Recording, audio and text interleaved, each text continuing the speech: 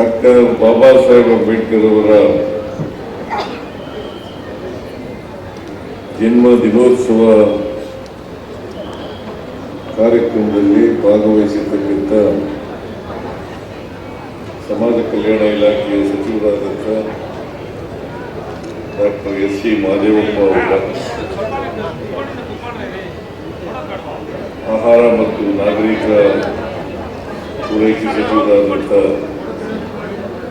Shri KH. Muniyappa ಅವರ, ವಿಧಾನ ಪರಿಷತ್ತಿನಲ್ಲಿ ಮುಖ್ಯ ಸಚೇತಕರಾದಂಥ ಸಲೀಂ ಅಹಮದ್ ಅವರ,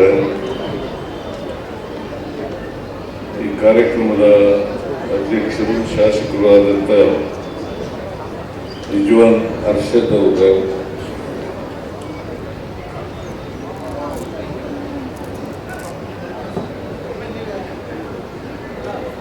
ಜೆಡಿಎಸ್ ಪಕ್ಷದ ನಾಯಕರಾದಂಥ ಮೇಲ್ಮನೆಯ ಸದಸ್ಯರಾದಂಥ ಭೋಜೇಗೌಡ ಅವರ, ಮೇಲ್ಮನೆಯ ಸದಸ್ಯರಾದಂಥ ಗೋವಿಂದರಾಜ್ ಅವರ, ಮಾಜಿ ಲೋಕಸಭಾ ಸದಸ್ಯರಾದಂಥ ಚಂದ್ರಪ್ಪ ಅವರ, ಮಾಜಿ ಸಚಿವರು ನನ್ನ ಆತ್ಮೀಯರು ಆದಂಥ ಶ್ರೀ ಆಂಜನೇಯ ಅವರ,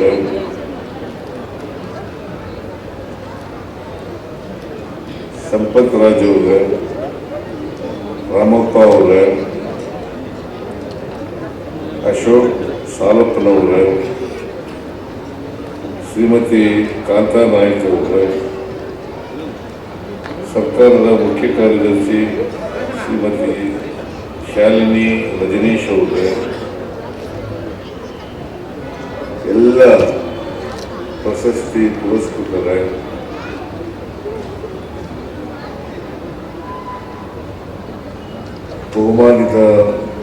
ಬಹುಮಾನಿತರ, ಎಲ್ಲ ದಲಿತ ಸಂಘಟನೆಗಳ ಮುಖಂಡರುಗಳ, ಇಲ್ಲಿ ಭಾಗವಹಿಸಿರ್ತಕ್ಕಂಥ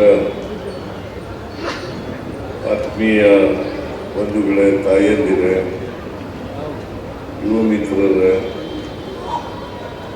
ಮಾಧ್ಯಮದ ಗೆಳೆಯರು, ಇವತ್ತು ಸರ್ಕಾರದ ವತಿಯಿಂದ ಡಾಕ್ಟರ್ ಬಾಬಾ ಸಾಹೇಬ್ ಅಂಬೇಡ್ಕರ್ ಅವರ 135ನೇ ಜನ್ಮದಿನೋತ್ಸವವನ್ನು ಆಚರಣೆ ಮಾಡ್ತಾರೆ. ಆ ಮೂಲಕ ಬಾಬಾ ಸಾಹೇಬ್ ಅಂಬೇಡ್ಕರ್ ಅವರನ್ನು ಸ್ಮರಿಸ್ಕೊಳ್ತಕ್ಕಂಥ, ಅವರಿಗೆ ಗೌರವಿಸ್ತಕ್ಕಂಥ, ಅವರು ಯಾವ ವಿಷಯಕ್ಕೆ ಹೋರಾಟ ಮಾಡಿದ್ರು ಅದನ್ನು ನಮ್ಮ ಜೀವನದಲ್ಲೂ ಕೂಡ ಅಳವಡಿಸ್ಕೊಳ್ಳಿಕ್ಕೆ ಪ್ರಯತ್ನ ಮಾಡ್ತಕ್ಕಂಥ ಕೆಲಸವನ್ನು ಬಾಬಾ ಸಾಹೇಬ್ ಅಂಬೇಡ್ಕರ್ ಅವರ ಜನ್ಮದಿನವನ್ನು ಆಚರಣೆ ಮಾಡೋದ್ರ ಮೂಲಕ ಮಾಡ್ತಾ ಇದ್ದೀವಿ. ಬಾಬಾ ಸಾಹೇಬ್ ಅಂಬೇಡ್ಕರ್ ಅವರು ಒಂದು ಮಾತನ್ನು ಬಹಳ ಸ್ಪಷ್ಟವಾಗಿ ಹೇಳಿದರು. ಇಲ್ಲಿವರೆಗೆ ಜಾತಿ ವ್ಯವಸ್ಥೆ ಇರ್ತದೆ, ಅಲ್ಲಿವರೆಗೆ ಅಸ್ಪೃಶ್ಯತೆಯೂ ಕೂಡ ಇರ್ತದೆ.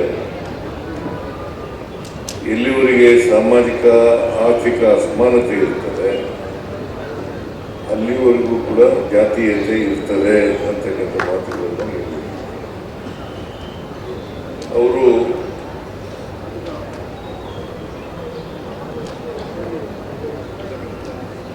ಎಲ್ಲ ದಮನಿತರ, ಪರಿಶಿಷ್ಟ ವರ್ಗಗಳ, ಪರಿಶಿಷ್ಟ ಜಾತಿಯ, ಶೋಷಿತರ, ಅವಕಾಶಗಳಿಂದ ವಂಚಿತರಾಗಿರ್ತಕ್ಕಂಥ ಜನರ ಪರವಾಗಿ ಹೋರಾಟವನ್ನು ಅವರ ಜೀವನದ ಉದ್ದಕ್ಕೂ ಕೂಡ ಮಾಡಿದ್ರು ಅಂತಕ್ಕಂಥದ್ದು ನಾವು ಸ್ಮರಿಸಿದ್ದೇವೆ. ಅವರು ಬರೀ ದಲಿತ ನಾಯಕರಾಗಿರಲಿಲ್ಲ, ಸಮಾಜದಲ್ಲಿ ಯಾರ್ಯಾರಿಗೂ ಯಾರಿಗೆ ಅವಕಾಶಗಳಿಂದ ವಂಚಿತರಾಗಿದ್ದಾರೆ.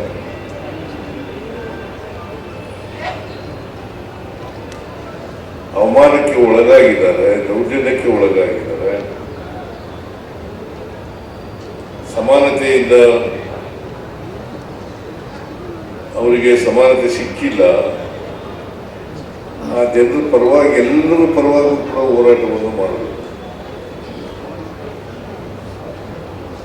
ಈ ದೇಶದ ಸಂವಿಧಾನ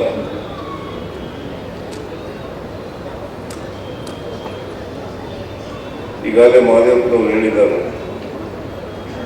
ಒಬಾಮಾ ಅವರು ಹೇಳಿದಂತೆ ಮಾತುಗಳು. ಈ ಸಂವಿಧಾನ ಇದೆಯಲ್ಲ, ಬಾಬಾ ಸಾಹೇಬ್ ಅಂಬೇಡ್ಕರ್ ಅವರು ದೇಶಕ್ಕೆ ಕೊಟ್ಟಿರ್ತಕ್ಕಂಥ ಸಂವಿಧಾನ.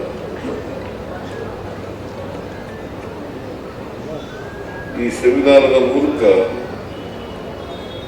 ಎಲ್ಲ ಜನರಿಗೆ ಭಾರತೀಯರಿಗೆ ಸ್ವಾತಂತ್ರ್ಯ, ಸಮಾನತೆ, ಭ್ರಾತೃತ್ವ, ಸ್ವಾತಂತ್ರ್ಯ, ಸಮಾನತೆ, ಭ್ರಾತೃತ್ವ ಉಳಿಸಿಕೊಡ್ತಕ್ಕಂಥ ಪ್ರಾಮಾಣಿಕ ಪ್ರಯತ್ನವನ್ನು ಮಾಡಿದ್ದಾರೆ. ಅದಕ್ಕೋಸ್ಕರನೇ ಈ ದೇಶದ ಸಂವಿಧಾನವನ್ನು ಅತ್ಯಂತ ಶ್ರೇಷ್ಠ ಸಂವಿಧಾನ ಅಂತ ಕರೀತಾರೆ. ಸಂವಿಧಾನ ಬಹುಶಃ ಈ ಸಂವಿಧಾನ ಇಲ್ಲದೆ ಹೋಗಿದ್ರೆ ನಾನು ಇವತ್ತು ಇಲ್ಲಿ ಮಾತಾಡಲಿಕ್ಕೆ ಸಾಧ್ಯನೇ ಆಗ್ತಾ ಇರಲಿಲ್ಲ.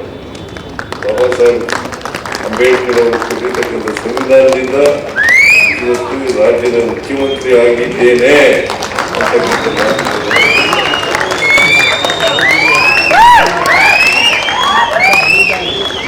ನಾವ್ಯಾರು ಕೂಡ ಸ್ವತಂತ್ರವಾಗಿ ಯೋಚನೆ ಮಾಡ್ತಕ್ಕಂಥ ಪರಿಸ್ಥಿತಿನೇ ನಿರ್ಮಾಣ ಆಯಿತು. ಆದರೆ ಒಂದು ನೋವು ಸಂಗತಿ ಏನಪ್ಪಾ ಅಂತಂದ್ರೆ,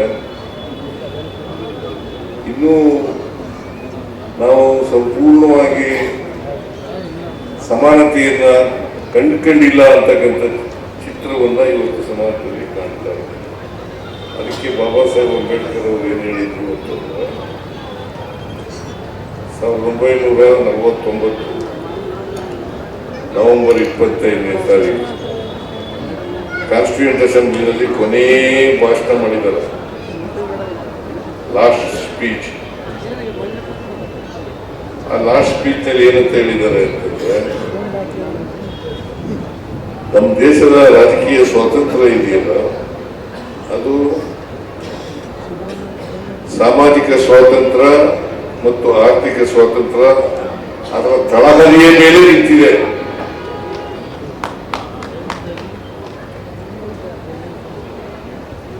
ಅದಕ್ಕೆ ಅವರು ಏನ್ ಹೇಳಿದ್ರು,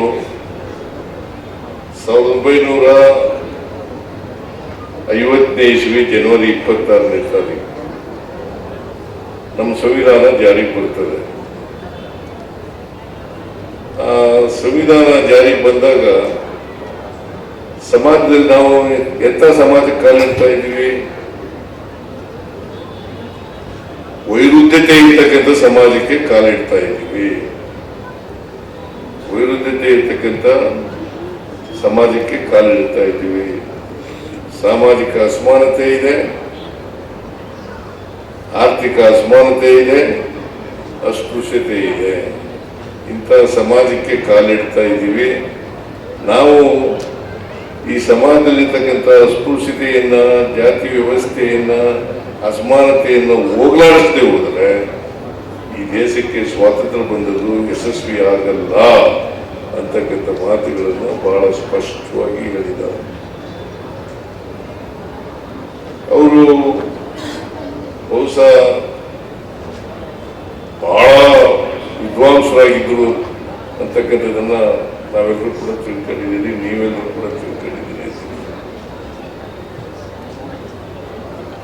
ಅಷ್ಟೊಂದು ದೊಡ್ಡ ವಿದ್ವಾಂಸರಾಗಿದ್ದರೂ ಕೂಡ ದಮನಿತರ ಪರವಾಗಿ ಹೋರಾಟವನ್ನ ಮಾಡಿದರು. ಹಿಂದೂ ಧರ್ಮದ ಸುಧಾರಣೆಗೋಸ್ಕರ ಬಹಳ ಪ್ರಯತ್ನ ಮಾಡಿದರು. ಹಿಂದೂ ಧರ್ಮದಲ್ಲಿ ನ್ಯೂನತೆಗಳಿದಾವಲ್ಲ, ದೋಷಗಳಿದಾವಲ್ಲ, ಆ ದೋಷಗಳನ್ನ ಸುಧಾರಣೆ ಮಾಡಲಿಕ್ಕೆ, ಸರಿಪಡಿಸ್ಲಿಕ್ಕೆ ಬಹಳ ಪ್ರಯತ್ನ ಮಾಡೋದು. ಕೊನೆಗೆ ಸರಿಪಡಿಸ್ಲಿಕ್ಕೆ ಆಗದೇನೆ ಇದಕ್ಕೆಲ್ಲ ಕಾರಣ ಏನ್ ಗೊತ್ತಾ? ಈ ಅಸಮಾನತೆ ನಿರ್ಮಾಣ ಆಗ್ಬೇಕಾದ್ರೆ, ಆರ್ಥಿಕ ಅಸಮಾನತೆ, ಸಾಮಾಜಿಕ ಅಸಮಾನತೆ, ಜಾತಿ ವ್ಯವಸ್ಥೆ ಈ ದೇಶದಲ್ಲಿ ಇರ್ಬೇಕಾದ್ರೆ ಇದಕ್ಕೆ ಕಾರಣ ಮನುಶಾಸ್ತ್ರ ಅಂತಕ್ಕಂಥದನ್ನ ಅರ್ಥ ಮಾಡ್ತೀವಿ. ಮನುಶಾಸ್ತ್ರ ಅದಕ್ಕೋಸ್ಕರನೇ ಸುಟ್ಟಾಕಿತ್ತು. ಅದನ್ನ ಮನುಶಾಸ್ತ್ರ ಸುಟ್ಟಾಕಿದ್ದು ಯಾಕೆ ನೀವು ತಿಳ್ಕೋಬೇಕು. ಇವತ್ತು ಕೂಡ ಮನುವಾದಿಗಳು ಸಕ್ರಿಯವಾಗಿದ್ದಾರೆ ಅಂತಕ್ಕಂಥದ್ದನ್ನ ಮರೀಲಿಕ್ಕೆ ಸಾಧ್ಯ ಇಲ್ಲ.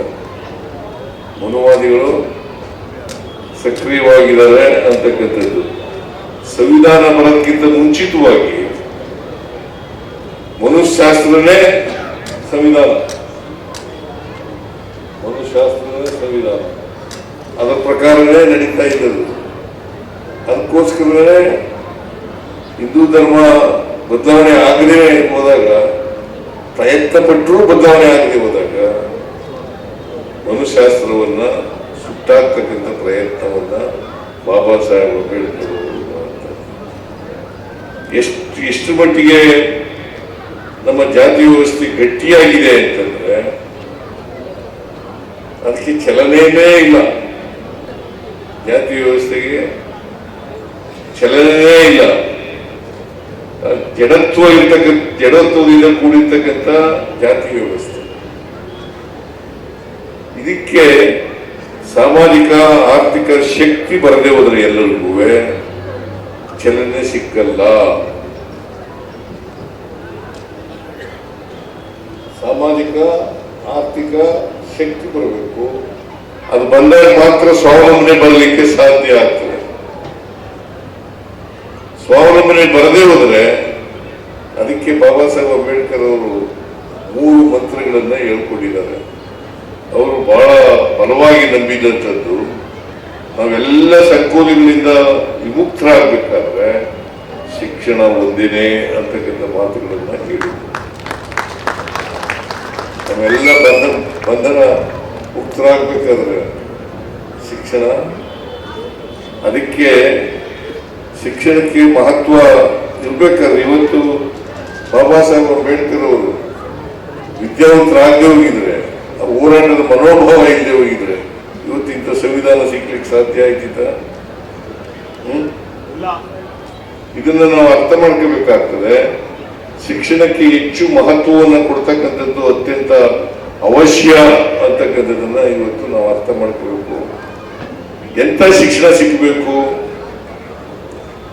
ಬಾಬಾ ಸಾಹೇಬ್ ಅಂಬೇಡ್ಕರ್ ಅವರು ಪಡ್ಕೊಂಡಿದ್ರಲ್ಲ ಅಂತ ಶಿಕ್ಷಣ ಸಿಗಬೇಕು. ರಾಮಮನೋಹರ ಲೋಹಿಯಾ ಪಡ್ಕೊಂಡಿದ್ರಲ್ಲ ಅಂತ ಶಿಕ್ಷಣ ಸಿಗಬೇಕು. ಜವಾಹರ್ಲಾಲ್ ನೆಹರು ಅವರು ಪಡ್ಕೊಂಡಿದ್ರಲ್ಲ ಅಂತ ಶಿಕ್ಷಣ ಸಿಗಬೇಕು. ನಮ್ಮ ಶಿಕ್ಷಣ ವೈಚಾರಿಕತೆಯಿಂದ, ವೈಜ್ಞಾನಿಕತೆಯಿಂದ ಕೂಡಿರಬೇಕು, ಜೊತೆಗೆ ಮಾನವೀಯತೆಯಿಂದ ಕೂಡಿರಬೇಕು ಅಲ್ವಾ? ಆ ಮಾನವೀಯತೆ ಬರದೇ ಹೋದ್ರೆ ಪಟ್ಟಭದ್ರ ಹಿತಾಸಕ್ತರಿದ್ದಾರಲ್ಲ ಅವರು ಇನ್ನೂ ಜಾತಿ ವ್ಯವಸ್ಥೆಯನ್ನ ಮುಂದುವರಿಸ್ತಕ್ಕಂಥ ಕೆಲಸವನ್ನು ಮಾಡ್ತಾರೆ. ಇದನ್ನು ನಾವು ಅರ್ಥ ಮಾಡ್ಕೋಬೇಕಾಗ್ತದೆ. ಅದಕ್ಕೆ ಬಾಬಾ ಸಾಹೇಬ್ ಅಂಬೇಡ್ಕರ್ ಅಷ್ಟು ನಮ್ಮ ಸಾಮಾಜಿಕ ವ್ಯವಸ್ಥೆಯನ್ನ ಅರ್ಥ ಮಾಡ್ಕೊಂಡಿದ್ದವರು, ಜಾತಿ ವ್ಯವಸ್ಥೆಯನ್ನ ಅರ್ಥ ಮಾಡ್ಕೊಂಡಿದ್ದವರು ಇನ್ನೊಬ್ರು ಇಲ್ಲ ಅಂತಕ್ಕಂಥ ಮಾತುಗಳನ್ನ ಹೇಳಿದ್ದಾರೆ. ಅದಕ್ಕಾಗಿಯೇ ನಮ್ಮ ಸಾಮಾಜಿಕ ವ್ಯವಸ್ಥೆಯನ್ನ ಅರ್ಥ ಮಾಡ್ಕೊಂಡಿದ್ದಾರೆ ಇಂಥ ಸಂವಿಧಾನನ ಕೊಡ್ಲಿಕ್ಕೆ ಸಾಧ್ಯ ಆಯಿತು ಅಲ್ವಾ? ಅದಕ್ಕೋಸ್ಕರ ಬಾಬಾ ಸಾಹೇಬ್ ಅಂಬೇಡ್ಕರ್ ಅವರು ನಮಗೆ ಬಹಳ ಎಚ್ಚರಿಕೆಯ ಮಾತನ್ನ ಹೇಳಿದ್ದಾರೆ. ಶಿಕ್ಷಣ, ಸಂಘಟನೆ, ಹೋರಾಟ. ಶಿಕ್ಷಣ, ಸಂಘಟನೆ, ಹೋರಾಟ. ಇದನ್ನ ಕರ್ನಾಟಕದ 7 ಕೋಟಿ ಜನರು ಪಡ್ಕೋಬೇಕು, ಮತ್ತೆ ದೇಶದ 140 ಜನರು ಕೂಡ ಪಡ್ಕೋಬೇಕು ಅಂತಕ್ಕಂಥದ್ದು ಬಾಬಾ ಸಾಹೇಬರ ಆಶಯ ಆಗಿತ್ತು ಅಂತಕ್ಕಂಥದ್ದನ್ನು ನಾವು ಮರೆಯಲಿಕ್ಕೆ ಸಾಧ್ಯ. ನಮ್ಮ ಶಿಕ್ಷಣ ವೈಚಾರಿಕತೆಯಿಂದ, ವೈಜ್ಞಾನಿಕತೆಯಿಂದ, ಮಾನವೀಯತೆಯಿಂದ ಇಲ್ಲದೆ ಹೋದರೆ ನಾವೆಲ್ಲರೂ ಕೂಡ ಸಮಾಜವನ್ನು ನಿರ್ಮಾಣ ಮಾಡ್ತಕ್ಕಂಥದ್ದು ಕಷ್ಟ ಆಗಿದೆ. ಬಸವಣ್ಣವರು ಇದನ್ನೇ ಹೇಳಿದ್ರು, ಮಹಾತ್ಮ ಗಾಂಧೀಜಿಯವರು ಇದನ್ನೇ ಹೇಳಿದ್ರು, ಅಂಬೇಡ್ಕರ್ ಅವರು ಕೂಡ ಇದನ್ನೇ ಹೇಳಿದ್ರು ಅಲ್ವಾ? ಬಾಬಾ ಸಾಹೇಬ್ ಅಂಬೇಡ್ಕರ್ ಅವರು ಹೇಳಿದಂತ ವಿಚಾರಗಳನ್ನ ನಾವು ಯಾವತ್ತೂ ಕೂಡ ಮರಿಬಾರದು, ಯಾವತ್ತೂ ಕೂಡ ಮರಿಬಾರದು. ಬಾಬಾ ಸಾಹೇಬ್ ಅಂಬೇಡ್ಕರ್ ಇನ್ನೊಂದು ಏನಪ್ಪಾ ಹೇಳಿದ್ದಾರೆ ಅಂತಂದ್ರೆ, ಸಾಮಾಜಿಕ ನ್ಯಾಯದ ಪರ ಇದ್ರು ಬಾಬಾ ಸಾಹೇಬ್ ಅಂಬೇಡ್ಕರ್. ಸಾಮಾಜಿಕ ನ್ಯಾಯ, ಎಲ್ರಿಗೂ ನ್ಯಾಯ ಸಿಗ್ಬೇಕು. ಅದಕ್ಕೆ ಸಂವಿಧಾನದಲ್ಲಿ 14ನೇ ವಿಧಿ ಇದೆಯಲ್ಲ, article 14, equality before law, equal protection of law. Equality before law, equal protection of law ಅಂತ ಸೇರಿದ್ದು ಯಾಕೆ ಅಂತಂದ್ರೆ, ಎಲ್ರಿಗೂ ಸಮಾನ ಅವಕಾಶಗಳು ಸಿಗಬೇಕು. ಎಲ್ರಿಗೂ ಯಾವೇ ಎಷ್ಟೇ ದೊಡ್ಡವರಿದ್ರು ಕೂಡ, ಎಷ್ಟೇ ದೊಡ್ಡವರಿದ್ರು ಕೂಡ ಎಲ್ಲರೂ ಸಮಾನರಾಗಿರ್ಬೇಕು. ಅದಕ್ಕೋಸ್ಕರನೇ ಬಾಬಾ ಸಾಹೇಬ್ ಅಂಬೇಡ್ಕರ್ ಅವರು ಒಬ್ಬ ವ್ಯಕ್ತಿ ಒಂದು ಓಟು ಒಂದು ಮೌಲ್ಯ ಅಂತ ಹೇಳಿದ್ರು.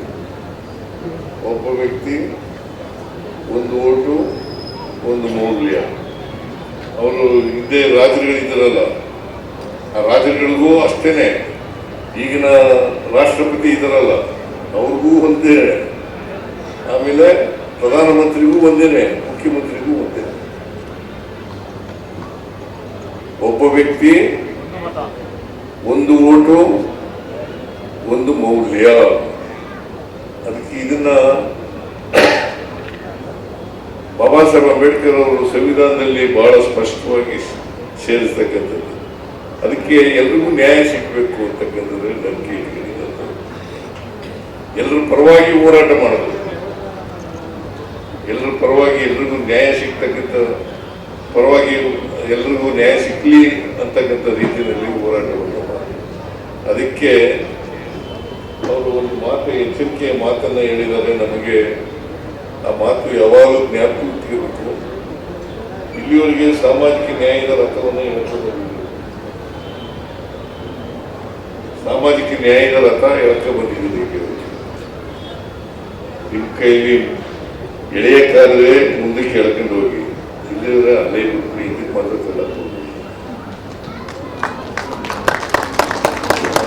ಕ್ಯಾಪ್ ಇಟ್ಕೋಬೇಕಲ್ವಾ? ಅದಕ್ಕೋಸ್ಕರನೇ ನಮ್ಮ ಸರ್ಕಾರ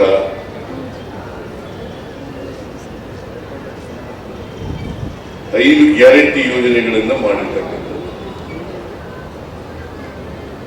ಭಾಗ್ಯಗಳ ಕಾರ್ಯಕ್ರಮಗಳನ್ನು ಮಾಡಿರ್ತಕ್ಕಂಥದ್ದು. ಉದ್ದೇಶ ಏನಪ್ಪಾ ಅಂತಂದ್ರೆ, ಆರ್ಥಿಕವಾಗಿ ಸಾಮಾಜಿಕವಾಗಿ ಶಕ್ತಿ ಬರಬೇಕು. ಶಕ್ತಿ ಬರದೆ ಹೋದ್ರೆ, ಆರ್ಥಿಕವಾಗಿ ಸಾಮಾಜಿಕವಾಗಿ ಶಕ್ತಿ ಬರದೆ ಹೋದ್ರೆ ಜಾತೀಯತೆ ಅಷ್ಟು ಸುಲಭವಾಗಿ ಹೋಗಲ್ಲ. ಯಾಕಂದ್ರೆ ಇದು ಆಳವಾಗಿ ಬೇರೆ ಬಿಟ್ಟಿದೆ. ಈ ಜಾತೀಯತೆ ಇದೆಯಲ್ಲ, ಬಹಳ ಆಳವಾಗಿ ಬೇರೆ ಬಿಟ್ಟಿದೆ. ಮುಖ್ಯಮಂತ್ರಿ ಆಗದೆ ಬಿಟ್ಬಿಟ್ಟಿದೆ. ಬುದ್ಧನ ಕಾಲದಿಂದ, ಬಸವಣ್ಣವ್ರ ಕಾಲದಿಂದ, ಅಂಬೇಡ್ಕರ್ ಕಾಲದವರಿಗೆ ಏನೆಲ್ಲ ಪ್ರಯತ್ನಗಳು ನಡೆದಿದ್ದಾವೆ. ಅನೇಕ ಸಮಾಜ ಸುಧಾರಕರು ಪ್ರಯತ್ನಗಳನ್ನು ಮಾಡಿದ್ದಾರೆ. ಹೋಗಿದೆ ಜಾತಿ. ಬಸವಣ್ಣ ಹೇಳಿ ಎಷ್ಟು ವರ್ಷ ಆಯ್ತು? ಇವನ್ ನಮ್ಮವ, ಇವನ್ ನಮ್ಮವ, ಇವನ್ ನಮ್ಮವ ಅಂತ ಹೇಳ್ರಿ, ಇವನ್ ಆರವ, ಇವನ್ ಆರವ ಅಂತ ಹೇಳ್ಬೇಡ್ರಿ ಅಂತ ಹೇಳಿ ಎಷ್ಟು ವರ್ಷ ಆಯ್ತು? 12ನೇ ಶತಮಾನದಲ್ಲಿ ಇನ್ನೂ ಜಾತಿ ಹೋಗಿಲ್ಲ. ಅಷ್ಟು ಮಟ್ಟಿಗೆ ಆಳವಾಗಿ ಬೇರು ಬಿಟ್ಬಿಟ್ಟಿದೆ. ಇದು ಬೇರೆ ಸೆಟ್ಲ್ ಆಗ್ಬೇಕಾದ್ರೆ, ಜಾತಿ ವ್ಯವಸ್ಥೆ ಹೋಗ್ಬೇಕಾದ್ರೆ ಎಲ್ರಿಗೂ ಆರ್ಥಿಕವಾಗಿ ಶಕ್ತಿ ಬಂದಾಗ ಮಾತ್ರ, ಸಾಮಾಜಿಕವಾಗಿ ಶಕ್ತಿ ಬಂದಾಗ ಮಾತ್ರ ಹೋಗ್ತದೆ ಅಂತಕ್ಕಂಥದ್ದನ್ನು ನಾವು ಅರ್ಥ ಮಾಡ್ತೀವಿ. ಅದಕ್ಕೋಸ್ಕರನೇ ಈ ಗ್ಯಾರಂಟಿ ಯೋಜನೆಗಳನ್ನು ಮಾಡಿದ್ರು, ಆರ್ಥಿಕವಾಗಿ ಶಕ್ತಿ ಕೊಡಬೇಕು. ಗೊತ್ತಾಯ್ತಾ ನಿಮಗೆ? ಈ ಮನುವಾದಿಗಳಿದಾರಲ್ಲ, ಸಂವಿಧಾನಕ್ಕೆ ವಿರೋಧ ಮಾಡ್ತಕ್ಕಂಥವ್ರು, ಮತ್ತೆ ಬರೀ ಸುಳ್ಳು ಹೇಳೋದು ಮನುವಾದಿಗಳು. ಇದು ತಿಳ್ಕೋಬೇಕು. ಯಾವಾಗ ಸುಳ್ಳು ಹೇಳೋದು, ಸುಳ್ಳು ಹೇಳಿ ಸಮಾಜನ ದಾರಿ ತಪ್ಪಿಸೋದು. ಯಾರು ಬಡವರ ವಿರೋಧಿಗಳಿದ್ದಾರೆ, ಸಂವಿಧಾನಕ್ಕೆ ವಿರುದ್ಧವಾಗಿದ್ದಾರೆ, ಅವರೇ ಈ ದಾರಿ ತಪ್ಪಿಸೋದು. ನಾವು ದಾರಿ ತಪ್ಪಬಾರ್ದಲ್ವಾ? ಇದು ನಂಬಾರ್ದಲ್ವಾ? ಸುಳ್ಳುಗಳನ್ನು ನಂಬಾರ್ದಲ್ವಾ? ಆಮೇಲೆ ಸುಳ್ಳು ಹೇಳೋದು, ಬಾಬಾ ಸಾಹೇಬ್ ಅಂಬೇಡ್ಕರ್ ಅವರನ್ನ ಕಾಂಗ್ರೆಸ್ನವರು ಸೋಲಿಸಿದ್ರು ಅಂತ ಸುಳ್ಳು ಹೇಳೋದು. ಬಾಬಾ ಸಾಹೇಬ್ ಅಂಬೇಡ್ಕರ್ ಅವರ 1952ನಲ್ಲಿ ಪತ್ರ ಬರೆದಿದ್ದಾರೆ, ಪತ್ರ ಬರೆದಿದ್ದಾರೆ. ನಾನು ಸೋಲಿಸಿದವರು ಕಮ್ಯುನಿಸ್ಟ್ನ ಡಾಂಗೆ ಮತ್ತು ಸಾವರ್ಕರ್ ಅಂತ ಸೋಲಿಸಿದ್ರು ನಮಗೆ ಅಂತ.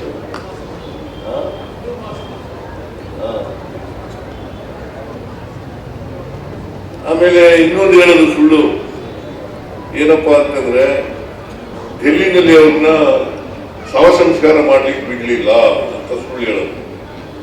ಅವರ ನಮ್ಮ ಪತ್ನಿ ಯಾರು, ಸವಿತಾ ಅಂಬೇಡ್ಕರ್, ಅವರೇ ಅವರ ಆತ್ಮಕಥೆಯಲ್ಲಿ ಬರ್ಕೊಂಡಿದ್ದಾರೆ. ಭೋಜೇಗೌಡ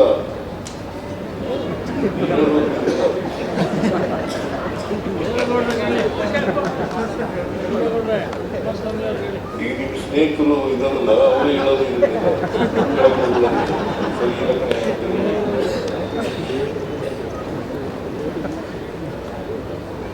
ಈಗ ಬರೀ ಸುಳ್ಳು ಹೇಳೋದೇ ಹೆಂಗೆ, ಸುಳ್ಳು ಹೇಳಿ ಜನರನ್ನ ದಾರಿ ತಪ್ಪಿಸ್ತಕ್ಕಂಥ ಕೆಲಸವನ್ನ ಮಾಡೋದು.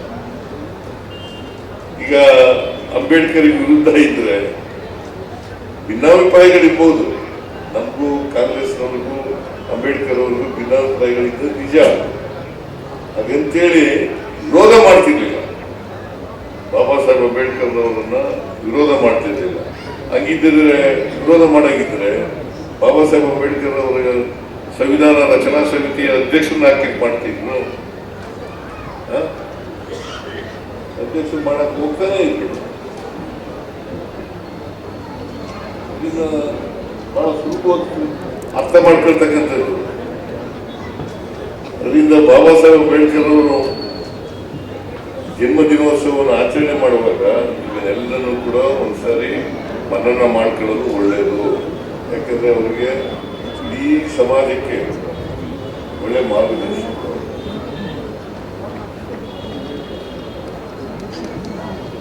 ಬಾಬಾ ಸಾಹೇಬ್ ಅಂಬೇಡ್ಕರ್ ಇದ್ದೇ ಹೋದ್ರೆ ಈ ದೇಶದಲ್ಲಿ ಏನಾಗಿತ್ತು ಅಂತಕ್ಕಂಥದ್ದನ್ನು ತಿಳ್ಕೊಬೇಕಾಗ್ತದೆ. ಒಂದು ವೇಳೆ ಬಾಬಾ ಸಾಹೇಬ್ ಅಂಬೇಡ್ಕರ್ ಇರ್ಲಿಲ್ಲ ಅಂತ ಇಟ್ಕೊಳ್ಳೋಣ, ಸಂವಿಧಾನ ರಚನೆ ಮಾಡಿಕೊಟ್ಟಿರ್ಲಿಲ್ಲ ಅಂತ ಅಂದ್ಕೊಳ್ಳೋಣ, ಹೇಗೇನಾಗ್ತಿತ್ತು ದೇಶ?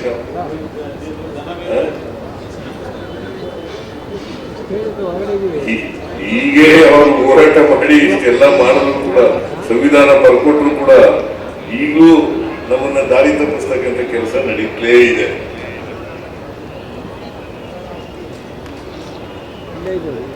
ಅದರಿಂದ ನಾವು ಎಚ್ಚರಿಕೆವಾಗಿರೋಣ ಅಂತ ಹೇಳ್ತಾ, ಇವನ್ನೆಲ್ಲ ಯಾವಾಗಲೂ ಬಾಬಾ ಸಾಹೇಬ್ ಅಂಬೇಡ್ಕರ್ ಅವ್ರನ್ನ ಅರ್ಥ ಮಾಡ್ಕೊಳ್ಳುವಾಗ ಅದನ್ನ ಅವರು ಬದುಕನ್ನ ವಿಮರ್ಶೆ ಮಾಡ್ಕೊಳ್ತಕ್ಕಂಥದ್ದು, ಅವರು ಹೋರಾಟವನ್ನ ವಿಮರ್ಶೆ ಮಾಡ್ತಕ್ಕಂಥದ್ದು, ಅವರ ಉದ್ದೇಶವನ್ನ ವಿಮರ್ಶೆ ಮಾಡ್ತಕ್ಕಂಥದ್ದು, ಅದು ಬಹಳ ಮುಖ್ಯ. ಅವರ ಉದ್ದೇಶ ಅರ್ಥ ಮಾಡ್ಕೊಳ್ಬೇಕು. ಅವರು ಎಲ್ಲ ಕಾಲಕ್ಕೂ ಕೂಡ ಬೇಕಾದವರು. ಬಾಬಾ ಸಾಹೇಬ್ ಅಂಬೇಡ್ಕರ್ ಅವರು ಅಂದು ಇಂದು ಮುಂದಿರು ಅಂದು ಇಂದು ಮುಂದೆನೂ ಕೂಡ ಬೇಕಾಗ್ತದೆ.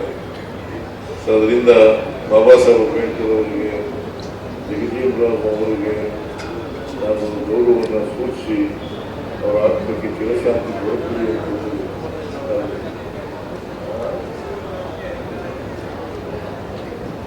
ಹಸಿರು ಕ್ರಾಂತಿ ಅಧಿಕಾರರು. ಆಹಾರದ ಭದ್ರತೆನೇ ಸಿಕ್ಕಿದ್ದಿಲ್ಲ ನನಗೆ. ಒಂದು ವೇಳೆ ಬಾಬು ಜಗಜೀವನ್ ನಿಜ ಹೋಗಿದ್ರೆ ಆಹಾರದ ಭದ್ರತೆನೇ ಸಿಗ್ತಾ ಇದೆ. ಅದರಿಂದ ಅವನ್ನ ಹಸಿರು ಕ್ರಾಂತಿಯ ಹರಿಕಾರರು ಅಂತ ಕರೀತೀವಿ. ಆಮೇಲೆ ನಮ್ಮ ಈ ವಸತಿ ಶಾಲೆಗಳಿದ್ದಾವಲ್ಲ, ನಾವು ಈಗ 97.22% ಏರ್ಗಡೆ ಆಗಿದೆ. 97.22 ಅವು ಸರ್ಕಾರನೇ ನಡೆಸೋದು, ಸಮಾಜ ಕಲ್ಯಾಣ ಇಲಾಖೆ ನಡೆಸೋದು. 97.22% ಸಾಧನೆ. ಆಮೇಲೆ ಸೆಕೆಂಡ್ ರ್ಯಾಂಕ್ ಬಂದಿರೋದು ಯಾರು? ವಸತಿ ಶಾಲೆಯಿಂದ ಬಂದಿರೋದು. ನಾವು ಸರ್ಕಾರ ನಡೆಸೋದು ಎಷ್ಟು? 650 ಹಾಸ್ಟೆಲ್ಗಳು ಮತ್ತು ವಸತಿ ಶಾಲೆಗಳನ್ನು ನಡೆಸ್ತಾ ಇದ್ದೀವಿ. ಪರಿಶಿಷ್ಟ ಜಾತಿ, ಪರಿಶಿಷ್ಟ ವರ್ಗ.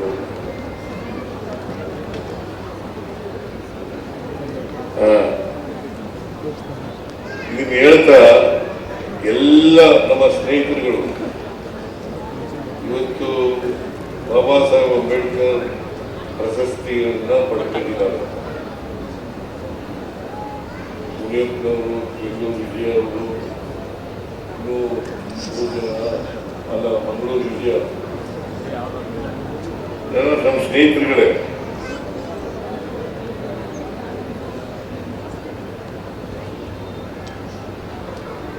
ಆಮೇಲೆ ಅವರೆಲ್ಲರಿಗೂ ಕೂಡ ಸರ್ಕಾರದ ವತಿಯಿಂದ ಅಭಿನಂದನೆಗಳನ್ನ ಸಲ್ಲಿಸಲಿಕ್ಕೆ ಬಯಸ್ತಾ ಇದ್ದೇನೆ. ಅವರಿಗೆ ಆಯಸ್ಸು, ಆರೋಗ್ಯ ಬರಲಿ ಅಂತ ಕೂಡ ಹೇಳಿದ್ದೇನೆ.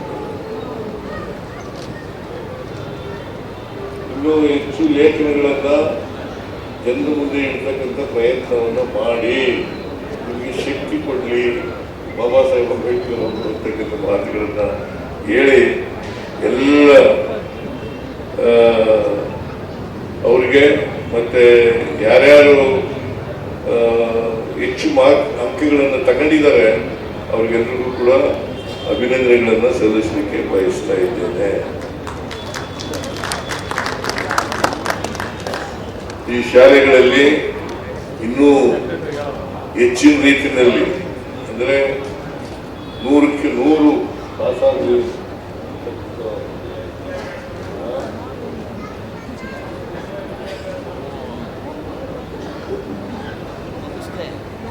ಇದನ್ನು ಮುಂದುವರಿಸತಕ್ಕಂಥ ಕೆಲಸ ಮಾಡ್ತೀವಿ. ಬಾಬಾ ಸಾಹೇಬ್ ಅಂಬೇಡ್ಕರ್ ಅವರ ಪ್ರಶಸ್ತಿ ಮತ್ತು ಮೆರಿಟ್ ಸ್ಟೂಡೆಂಟ್ಸ್ ಯಾರ್ಯಾರಿದ್ದಾರೆ ಅವ್ರಿಗೆಲ್ರಿಗೂ ಕೂಡ ನಾನು ಮತ್ತೊಮ್ಮೆ ಅಭಿನಂದನೆಗಳನ್ನ, ಧನ್ಯವಾದಗಳನ್ನ ಹೇಳಿ ನಿಮಗೆಲ್ಲ ನಮಸ್ಕಾರ ಮಾಡಿ ನನ್ನ ಮಾತುಗಳನ್ನು ಮುಗಿಸ್ತೇನೆ. ಹೆಚ್ಚಿನ ವಿಡಿಯೋಗಳಿಗೆ ಪ್ರತಿಧ್ವನಿ ಯೂಟ್ಯೂಬ್ ಚಾನೆಲ್ ಸಬ್ಸ್ಕ್ರೈಬ್ ಮಾಡಿ, ಬೆಲ್ ಐಕಾನ್ ಕ್ಲಿಕ್ ಮಾಡಿ.